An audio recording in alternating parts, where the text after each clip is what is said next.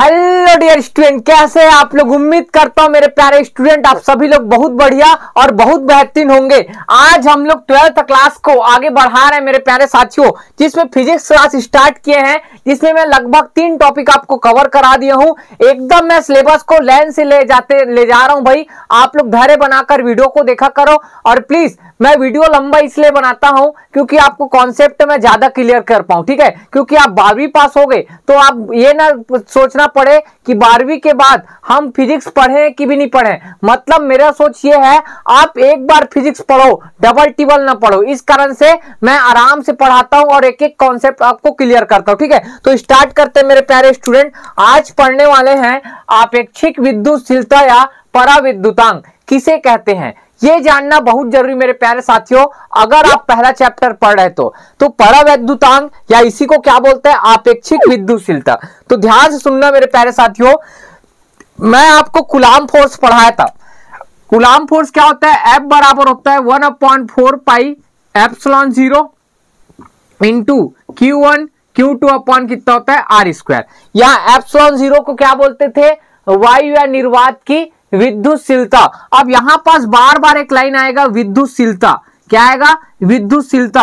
अब सर ये विद्युतशीलता क्या होता है पहले ही बता दो। तो विद्युतशीलता क्या होता है मेरे प्यारे साथियों, जो किसी वस्तु या क्या बोल सकते हैं आवेश के चारों ओर विद्युत क्षेत्र उत्पन्न होता है। जस्ट आगे पढ़ेंगे इस टॉपिक के आगे, विद्युत क्षेत्र उत्पन्न होता है। विद्युत क्षेत्र के बारे में, तो विद्युत क्षेत्र उत्पन्न होता है, उसका क्या करता है, विरोध करता है। क्या करता है, उसका क्या करता है, विरोध करता है, जिसे क्या बोलते हैं, विद्युतशीलता कहते हैं। क्या बोला मेरे प्यारे साथियों, ठीक। कोई विद्युत क्षेत्र उत्पन्न हो रहा है, उसका क्या करता है, विरोध करता है, वो क्या कहलाता है, विद्युतशीलता कहलाता है। याद रखना मेरे प्यारे साथियों, ठीक है। तो कूलाम फोर्स का उपयोग करेंगे, क्यों करेंगे, क्योंकि आज ध्यान रखना हम लोग माध्यम रखेंगे। तो यहां पास लिख दिया हूं, मान लो Q1 और Q2 दो आवेश एक दूसरे से r दूरी पर स्थित हैं। यदि उन आवेशों के बीच वायु या निर्वात हो तो उनके बीच लगने वाला बल हम लोग पढ़ चुके हैं। तो उसके आगे जस्ट यहां पास लिख रहा हूं, लगने वाला बल क्या होता था मेरे प्यारे स्टूडेंट,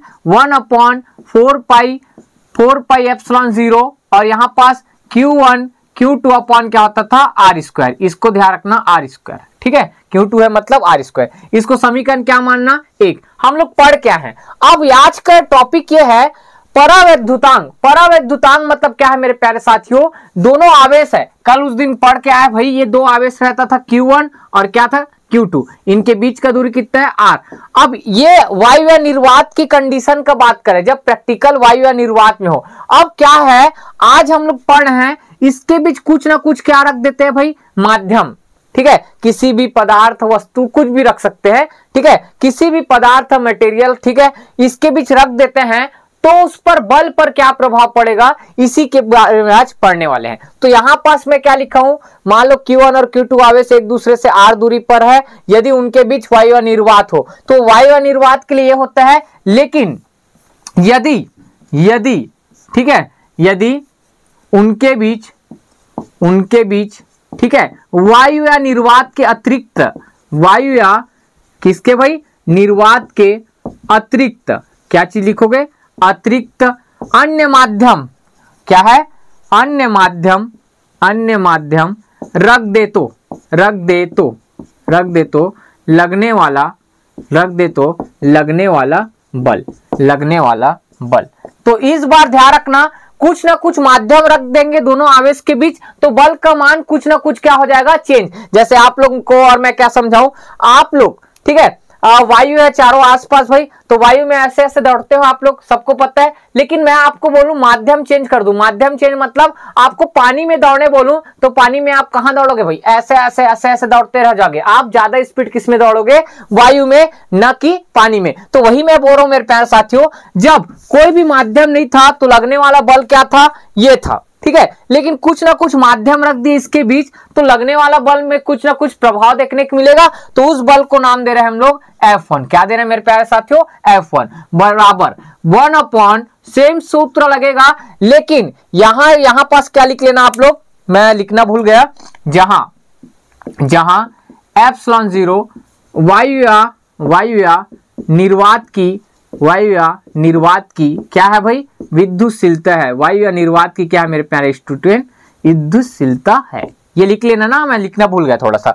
अब यहाँ पास देखो एप्सिलॉन 0 क्या था, वायु या निर्वात की विद्युतशीलता। अब इनके बीच कुछ माध्यम रख दिया है तो माध्यम को दर्शा रहा है एप्सिलॉन, क्या बोलेंगे इसको, एप्सिलॉन, और इसको एप्सिलॉन 0, ठीक है। तो माध्यम की विद्युतशीलता ये है और सूत्र वही Q1 Q2 अपॉन कितना आएगा R स्क्वायर। इसको समीकरण क्या दिए 2, जहां पास लिख लेना, क्या लिखोगे, जहां एप्सिलॉन क्या है, वायु, वायु मत लिखना भाई, वायु तो ऊपर वाले बोलेंगे, क्या बोलेंगे इसको भाई, जहां एप्सिलॉन क्या है भाई, माध्यम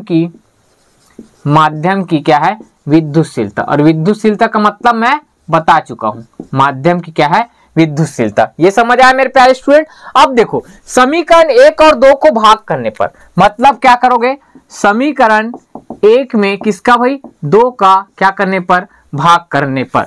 समीकरण 1 में 2 का भाग करने पर करने आता है तो लेफ्ट का लेफ्ट के साथ, राइट का राइट के साइड, तो एफ बटे कितना आएगा मेरे प्यारे साथियों, एफ होना आएगा इधर बराबर, इधर क्या आएगा सर ये और इसके बटे में ये, मतलब क्या आएगा मेरे प्यारे स्टूडेंट 1/, मैं यहां पास नहीं लिखना है आपको, ठीक है, आपको डायरेक्ट लिखना है भाई, मैं आपको भले समझा देता हूं, ठीक है।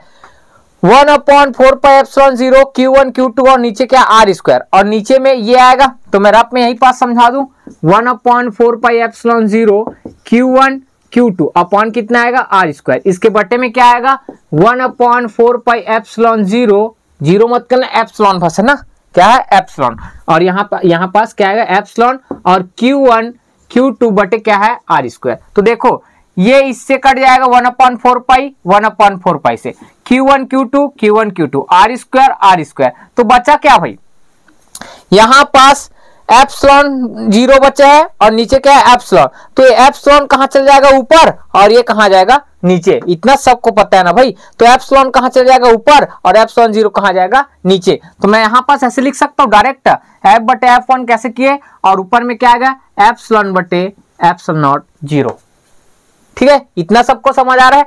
उसके बाद डायरेक्ट एक कंडीशन लिखेंगे, समीकरण इसको क्या मानना 3, क्या मानना समीकरण 3। अब मैं एक हिंदी लाइन लिख रहा हूं मेरे प्यारे साथियों, ठीक है, तब तक आप लोग इसको स्क्रीनशॉट कर लो भाई। चलो मेरे प्यारे स्टूडेंट आगे बढ़ते, मैं थ्योरी थोड़ा लिख दिया हूं क्योंकि ज्यादा टाइम वेस्ट मत हो, वीडियो लंबा मत बने करके। मैं समीकरण 3 में आया था, अब मैं क्या लिखा हूं ध्यान से देखना भाई, एक बार समझने वाली बात है, आप लोग को ध्यान से समझना है। एफ बटे F1 बराबर एप्सिलॉन बटे एप्सिलॉन 0 कैसे आया समझ आया, इसको समीकरण 3 दिए।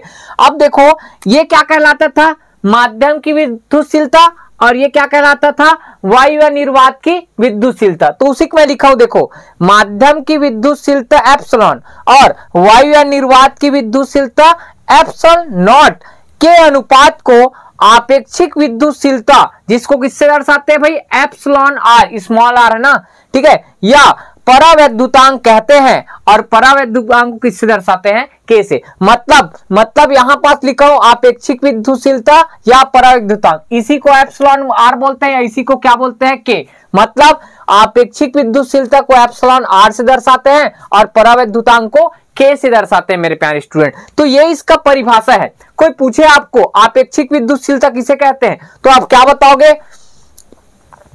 बताओगे, माध्यम की विद्युतशीलता और क्या है भाई, वायु या निर्वात की विद्युतशीलता के अनुपात को क्या कहते हैं भाई, क्या कहते हैं आपका आपेक्षिक विद्युतशीलता या परावैद्युतांक कहते हैं। कई बुक में एप्सिलॉन आर दर्शाते हैं, कई बुक में के दर्शाते हैं, दोनों का मतलब एक ही है मेरे प्यारे स्टूडेंट, ठीक है। अब क्या करने वाले हैं सर, एक छोटा सा काम करने वाले हैं, ठीक, अभी जो मैं परिभाषा बोला हूं उसी को मैं गणित रूप में लिखने वाला हूं। क्या गणित रूप में लिखूंगा, के बराबर, ठीक है, यहां पास लिखूंगा भाई के बराबर, ठीक है, के बराबर एप्सिलॉन बटे एप्सिलॉन 0 या इसी का और क्या बोलते हैं एप्सिलॉन आर, ठीक है। आप के लिखो या एप्सिलॉन आर लिखो, लेकिन जनरल फॉर्म याद रखना, हमेशा के ही मान के चलना आपको, ठीक है।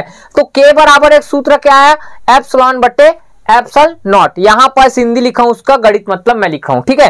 अब मेरे प्यारे स्टूडेंट क्या करने वाले ध्यान से देखना, आप चाहो तो इसको समीकरण कुछ देना चाहो, बुक में दिया होगा तो दे देना। इसको समीकरण कितना दिया मेरे प्यारे स्टूडेंट 4, ठीक है। अब समीकरण 3 से, ठीक है, ध्यान रखना इतना मान को आप याद रखना, ये तो मैं एक्स्ट्रा बताया हूं, आप लिख सकते हो, ठीक है भाई। आप बराबर में इसको एप्सिलॉन आर भी बोलते हैं, के को एप्सिलॉन आर भी बोलते हैं, याद रखना, ठीक है, लेकिन जनरल हम लोग को इतना याद रखना है। अब देखो समीकरण 3 में क्या है भाई, समीकरण 3 में क्या करने पर, मान रखने पर। क्या मान रखूंगा मेरे प्यारे साथियों, ध्यान रखना, ठीक है। F बटे F1 बराबर एप्सिलॉन बटे एप्सिलॉन 0। इसके जगह K बराबर एप्सिलॉन बटे एप्सिलॉन 0 लिखा हूं, तो मैं एप्सिलॉन बटे एप्सिलॉन 0 के जगह क्या मैं K लिख सकता हूं, यहां पर क्या लिख सकता हूं, K लिख सकता हूं। क्या आप राजी हो कि नहीं? हाँ सर राजी है, तो आप डायरेक्ट लिख सकते हो, ठीक है। इसके जगह क्या आएगा K, तो क्या बचेगा K बराबर, ठीक है, K बराबर क्या आएगा भाई, F बटे F1, क्या आएगा F1। ये भी कैपिटल, ये भी कैपिटल, ये भी कैपिटल, ठीक है। अब इसको समीकरण क्या मान सकते हो मेरे प्यारे स्टूडेंट, 5। सर 5 मान दिए, 4 मान दिए, 3 मान दिए, ठीक। ये भी परिभाषा है और ये भी परिभाषा है। ये माध्यम जब है तब के लिए परिभाषा बनेगा और ये बल के लिए परिभाषा है। तो बल के लिए क्या लिखा हूं, ध्यान से देखना, ठीक है। F क्या कहलाता था, याद करो, F वायु या निर्वात में, ठीक है, दो आवेशों के बीच लगने वाला क्या था मेरे प्यारे स्टूडेंट, बल था, ठीक है। और F1 क्या कहलाता था, दो आवेश के बीच लगने वाला बल ही था, लेकिन उनके बीच क्या है, कोई माध्यम रख दिए थे, तब की कंडीशन में बल था। तो उसी का परिभाषा देखो मेरे प्यारे स्टूडेंट, निर्वात या वायु में निश्चित दूरी पर रखे दो आवेशों के मध्य लगने वाला बल, ठीक है, वायु या निर्वात में, ठीक है, दो आवेशों के मध्य लगने वाला बल। और नीचे क्या लिखा हूं, F1 क्या कहलाता है भाई, अन्य माध्यम, ठीक है, या माध्यम में लगने वाले बल के अनुपात को क्या कहते हैं, परावैद्युतांक कहते हैं। और परावैद्युतांक को किससे दर्शाते हैं मेरे प्यारे स्टूडेंट, K से प्रदर्शित करते हैं, अभी बताया था। ये है मेरे प्यारे साथियों आज का टॉपिक। लेकिन सर ये पेपर में आता है कि नहीं मेरे प्यारे साथियों, अभी तक तो ये आपके स्कूलों में, ठीक है, 3 नंबर में नहीं पूछा है, लेकिन 1 नंबर में यहां से क्वेश्चन आता है मेरे प्यारे स्टूडेंट, ठीक है। ध्यान समझना, नोट करके आप स्टार मार्क दे लेना भाई। क्या लिख लेना, नोट। क्या नोट लिखोगे सर, बता दो। पेपर में आएगा तो यहीं तक लिखना है अपने को, ये लिखना, फिर डायरेक्ट ये है ना, यहाँ जगह छूट गया है, डायरेक्ट इसके बाद ये लिखना। सर क्या आता है पेपर में, बता दो। F1 क्या कहलाता है भाई, माध्यम का बल, और F क्या कहलाता है, वायु निर्वात का बल, और K क्या है, परावैद्युतांक, मतलब कोई माध्यम भर दिया गया तब के। तो F1 को मैं इधर ले जा रहा हूं, तो K कहां आएगा, नीचे। तो F1 बराबर कितना आएगा, F बटे कितना आएगा मेरे प्यारे स्टूडेंट, K आएगा। अब आप बताओ सर, ठीक है, F1 अनुक्रमणपाती या व्युत्क्रमणपाती बोलो, 1/K लिख सकता हूं क्या, बिल्कुल सर लिख सकते हो। तो क्या समझ आ रहा है, क्या समझ आ रहा है, कोई बता देगा। सर हमको बिल्कुल समझ आ रहा है, ठीक है। जब कोई माध्यम भर दिया गया है, K क्या कहलाता है, कोई माध्यम, ठीक है। जब कोई माध्यम या कोई पदार्थ या मटेरियल उन आवेशों के बीच रख दिया गया है, ठीक है, जब उसका मान रख दिया गया या बढ़ा रहे हैं, तो बल का मान क्या होता है मेरे प्यारे साथियों, कम होता है।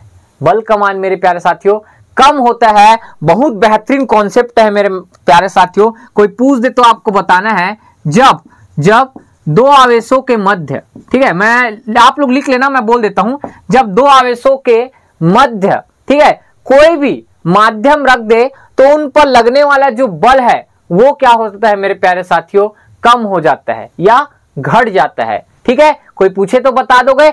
आई होप मेरे प्यारे साथियों ये वीडियो आपको बहुत पसंद आता होगा, और उम्मीद करता हूं आप लोग कमेंट नहीं मारते भाई, कमेंट करके हम लोग को बताया करो कि वीडियो आपको कैसा लग रहा है, ठीक है भाई। और मिलते हैं नेक्स्ट वीडियो में। जय हिंद, जय भारत, जय छत्तीसगढ़।